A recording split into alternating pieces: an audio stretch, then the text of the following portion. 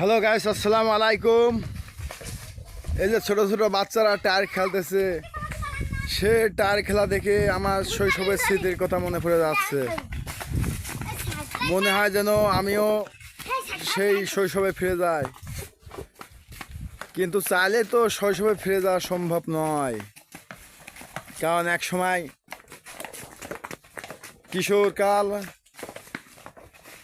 এক সময় যুবককাল, তারপরে এক সময় বৃদ্ধকাল, এভাবে চলে আসবে, আমাদের জীবন অতিবাহিত করবে।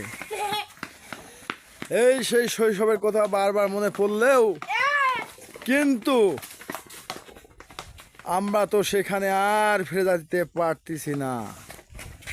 কথা, সে দোলনা খেলার কথা মনে পড়ে যাচ্ছে। শৈশবে কত দোলনায় না যে খেলেছি, কিন্তু এখন এই বৃদ্ধ বয়সে দোলনা খেললে মানুষ কি বলবে, তারপরেও দোলনা খেলতে ইচ্ছে হয়। ছোট বাচ্চাদের মনে ফুর্তি, কত ফুর্তি থাকাটা স্বাভাবিক। এই ছোট বয়সে আমরা খেলা করেছি, টায়ার খেলেছি, গুল্লা ছুট খেলেছি,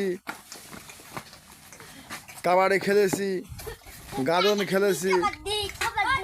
সেই সবের দিন যদিও ফিরে পাওয়ার যদি চেষ্টা করি, কিন্তু আর এই শৈশবে ফিরে আসতে পারবো না। তাই সবশেষে একটা কথা বলতে চাই, ছোট বাচ্চাদের জীবন হোক মধুময় এবং আনন্দের উচ্ছ্বাসাল। এরা যেন আনন্দ মুখরিত থাকে। এই যে টায়ার খেলা হচ্ছে, কি সুন্দর টায়ার!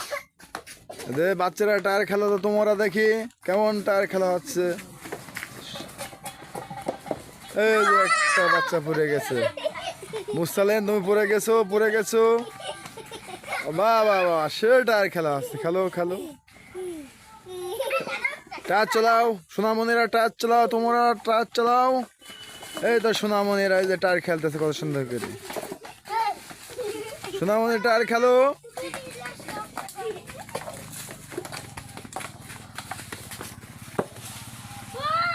মনে হয় যেন আমিও টায়ার খেলি। বাচ্চাদের এই টায়ার খেলা দেখে আমারও টায়ার খেলবার মন যাচ্ছে, কিন্তু চাইলে তো পারতেছি না। বয়সের ভারে শরীরটা ভারী হয়ে গেছে, কিভাবে পারবো। বাচ্চা খেলো, টায়ার খেলো বাচ্চা।